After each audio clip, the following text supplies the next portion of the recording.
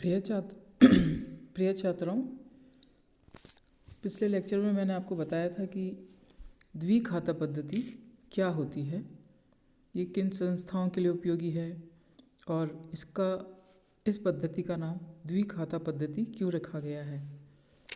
एक बार मैं वापस से थोड़ी सी समरी कर देती हूँ, उसके बाद हम इसका एक न्यूमेरिकल क्वेश्चन देखेंगे। जैसे कि मैंने बताया था आपको कि ये द्विखाता पद्धति जन उपयोगी संस्थाओं जैसे कि विद्युत कंपनी है, गैस आपूर्ति कंपनी है, रेलवे कंपनी है, इन संस्थाओं में जिनका कि उद्देश्य समाज की सेवा करना है या समाज को सेवा प्रदान करना है। समाज को सेवा प्रदान करने के लिए जिस वो व्यवसाय से जुड़ी हैं उसमें वो उनका एकाधिकार होता है और एकाधिकार होने से वो अपना कार्य लाभ कमाने के लिए नहीं कर सकती या दूसरी संस्थाएं उस लाभ कमाने के लिए उस व्यवसाय में नहीं शामिल हो सकती। अब मैंने ये बताया था कि इस पद्धति का नाम द्विखाता पद्धति क्यों रखा है।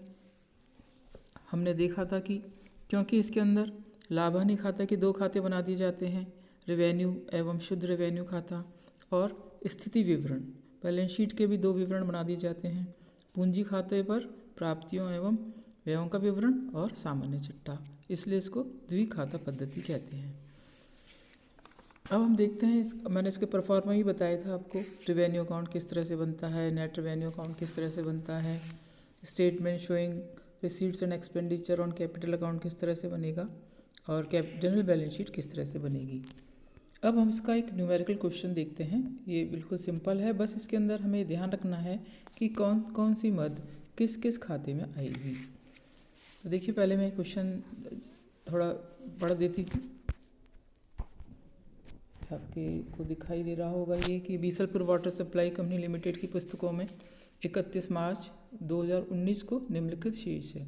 जैसे कि पहले फर्स्ट लेक्चर में मैंने आपको बताया था बच्चों कि ये चैप्टर बहुत इम्पॉर्टेंट है, इसका कोई ना कोई क्वेश्चन ज़रूर आता है, थ्योरी क्वेश्चन भी इसका बहुत अच्छा बनता है और इसमें आप बहुत अच्छे मार्क्स प्राप्त कर सकते हैं और न्यूमेरिकल पार्ट भी इसका बहुत ईजी है, इसलिए इस चैप्टर को आप ध्यान से पढ़िए। देखिए, दिया हुआ है लैंड ऑन मार्च 31, लैंड की डेबिट बैलेंस दिया होता है, आप जानते हैं एसेट है ये। इसमें ये बताया कि land expanded during the year, यानी कि ड्यूरिंग द ईयर कितनी परचेज़ की है वो बताया है। मशीनरी का भी इसी तरह से बैलेंस बताया है, machinery expanded during the year बताया है। इसका मतलब ये है, देखिए बैलेंस शीट आपको शेष दिए हुए हैं 31 मार्च 2019 को, है ना, और ये जस्ट लैंड का बैलेंस दे रखा है मार्च 31 2018 को, ये है 12 लाख। तो इसका मतलब है कि 1 अप्रैल 2018 को ये 12 लाख है। तो 1 अप्रैल 2018 के बाद में ये लैंड एक्सपेंडेड 40,000 दी हुई है, तो इसका मतलब है कि इस वर्ष में 40,000 की खरीदी है। इस प्रकार से आप ये सारे पढ़ लीजिए। मशीनरी है मेन, ये सारे आपको आइटम्स दे रखे हैं। लास्ट इधर की तरफ ये क्रेडिटर, डेप्रिसिएशन फंड, डेटर्स दे रखे हैं, कैश दे रखा है, maintenance of pumping station, water distribution cost दे रखी है, रेंट रेट्स दे रखी है, ये सब रेवेन्यू अकाउंट के मदे हैं। सेल ऑफ वाटर दे रखा है कि ये बिक्री है एक तरह से, रेंट ऑफ मीटर ये भी बिक्री है, तो ये इंटरेस्ट है, ये एक्सपेंडिचर है। इस प्रकार से ये दिया हुआ है आपको और आपसे कहा है कि उपरोक्त तलपट से रेवेन्यू खाता, शुद्ध रेवेन्यू खाता, पूंजी खाते पर प्राप्तियों एवं व्ययों का विवरण तथा सामान्य चिट्ठा तैयार कीजिए। तो ये देखिए, मैंने ये आपको दिखाया है। इस तरह से हम लिखेंगे books of Indian water supply company limited और रेवेन्यू अकाउंट और फॉर द ईयर एंडेड। आपको कहा एक प्रश्न में कि 31 मार्च 2019 को बनाइए, तो 31 मार्च 2019 को हमने ये अकाउंट बनाया। तो देखिए, अब ये इसमें मदे हैं जो सबसे पहले दिया हुआ है, हम यहाँ से शुरू से देखते हैं। यहाँ पे इस वाले इसमें आप चाहें तो इसको पेंसिल से लिख सकते हैं कि कौन सी मदें किस अकाउंट में आएंगी। तो ये देखिए, सबसे पहले ये ऊपर वाले सब एसेट्स हैं या लायबिलिटीज़ हैं, इसलिए ये तो सब हमारे जनरल बैलेंस शीट के पार्ट हैं, तो ये उसमें दिखाएंगे हम। ये मेंटेनेंस ऑफ पंपिंग स्टेशन, तो ये 2,80,000 रुपये हम रिवेन्यू अकाउंट में दिखाएंगे। इसके अलावा ये वाटर डिस्ट्रीब्यूशन कॉस्ट एक बार मैं बता देती हूँ, ये भी रिवेन्यू अकाउंट में आएगा। इसके बाद रेंट रेट्स एंड टैक्सेस, ये भी रिवेन्यू अकाउंट में आएगा। इसके बाद मैनेजमेंट एक्सपेंसेस, ये भी रेवेन्यू अकाउंट में आएगा। डेप्रिशिएशन 1,60,000, ये भी रेवेन्यू अकाउंट में आएगा। इसके बाद सेल ऑफ वाटर, ये भी रेवेन्यू अकाउंट में सेल की तरह क्रेडिट में आ जाएगा। और रेंट ऑफ मीटर, ये भी रेवेन्यू अकाउंट में क्रेडिट में आ जाएगा। ये यहाँ तक अभी इंटरेस्ट है, ये इंटरेस्ट हमारा नेट रेवेन्यू अकाउंट में आएगा। तो ये जो सारी मदें लिख ली हैं हमने, इसके बाद जैसे कि ट्रेडिंग अकाउंट होता है उस प्रकार से ये कॉस्ट है इसकी। अब इसका हम बैलेंस निकालेंगे। हम बैलेंस निकालते हैं तो देखिए इसमें ये बैलेंस आया है surplus carried to net revenue account. देखिए ये सब दिखाया हुआ है इसने, sale of water, rent of meter, और ये यहाँ पे डेप्रिशिएशन तक के सारे आइटम जो हैं खर्चे वो दिखा दिए गए हैं। इस प्रकार से ये नेट रेवेन्यू बचता है 4,64,000। इसको हम यहाँ पे क्रेडिट फॉरवर्ड कर देंगे, बैलेंस फॉर ये सरप्लस फ्रॉम रेवेन्यू अकाउंट 4,64,000। ये देखिए बैलेंस शीट क्वेश्चन में दिया हुआ है 2,28,000 का बैलेंस है। ये देखिए 2,28,000 का बैलेंस ये हमने यहाँ पे लिख दिया है। 4,64,000 इस साल के आए हैं।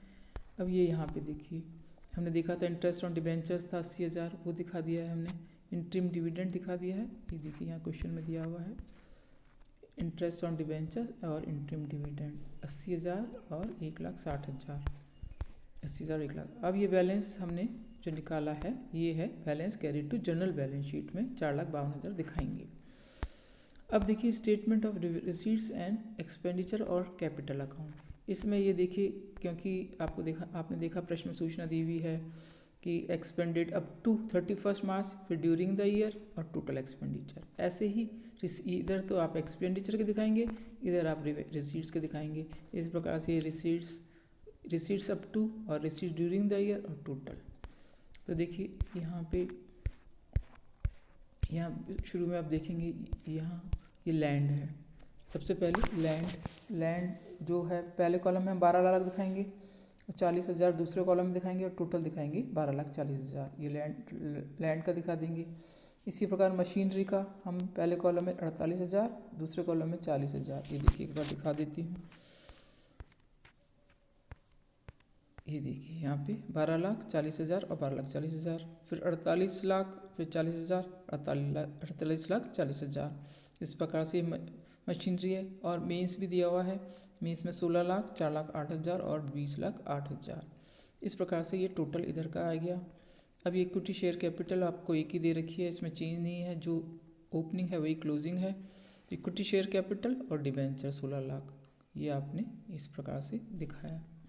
अब ये इसका जो बैलेंस है, इसका बैलेंस देखिए यहाँ पे, इसका मतलब क्या है कि एसेट्स ज़्यादा हैं और एक्सपेंडिचर ज़्यादा हैं, या एसेट्स के रूप में जो एसेट्स खरीदी गई हैं एसेट्स ही ज़्यादा हैं, और ये रिसीट्स हैं ये हमारी ये कम हैं। तो इस प्रकार से एसेट्स ज़्यादा हैं, balance carried to general balance sheet 20,96,000। अब इसको कहाँ दिखाएंगे दूसरे इसमें ध्यान में रखना है। देखिए 20,96,000 यहाँ पे लेके आए जनरल बैलेंस शीट में। आप देखते हैं ये एसेट्स हैं, यहाँ पे लाइबिलिटीज़ है, और ये आपने देखा कि यहाँ पे एसेट्स ज़्यादा थी, तो जो डिफरेंस है वो आप एसेट साइड में ही दिखाएंगे। अब इसमें फिर हम जो दूसरे हैं, जो फिक्स एसेट्स पार्ट था वो ऊपर दिखा दिया हमने। यहाँ पे डेटर्स है और कोई है कैश है, वो हम यहाँ दिखाएंगे।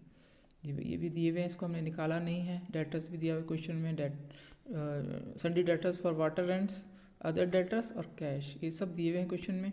और यहाँ पे हमें क्रेडिटर्स दिखाना है, डेप्रिसिएशन फंड दिखाना है, और नेट रेवेन्यू अकाउंट का जो बैलेंस आया था 4,52,000, यहाँ से 4,52,000, 4,52,000 ये वाला, ये हम दिखा देंगे। और इसी प्रकार से आप इस क्वेश्चन में देख लीजिए, ये देखिए डेटर्स दिए हुए हैं, कैश दिए हुए हैं, sundry debtors for water rent दिया हुआ है, डेप्रिसिएशन फंड दिया हुआ है, सन्ड्री क्रेडिटर्स दिए हुए हैं। ये सब हमने जनरल बैलेंस शीट में दिखाया है। इसके बाद हमारे बैलेंस शीट का हमने टोटल लगाया, तो दोनों का टोटल मिल गया है। इससे हमें पता चलता है कि हमने क्वेश्चन सही किया है। तो ये एक तरीका है कि प्रॉफिट एंड लॉस अकाउंट की जगह हमने देखा 2 अकाउंट बनाए और बैलेंस शीट की जगह 2 अकाउंट बनाए।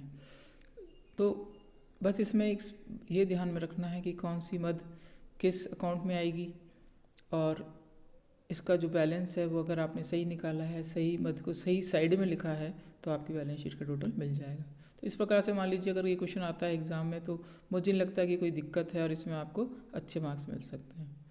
तो बच्चों इसके अभी जनरल एंट्रीज़ भी हैं, वो मैं आपको समझाऊंगी नेक्स्ट लेक्चर में।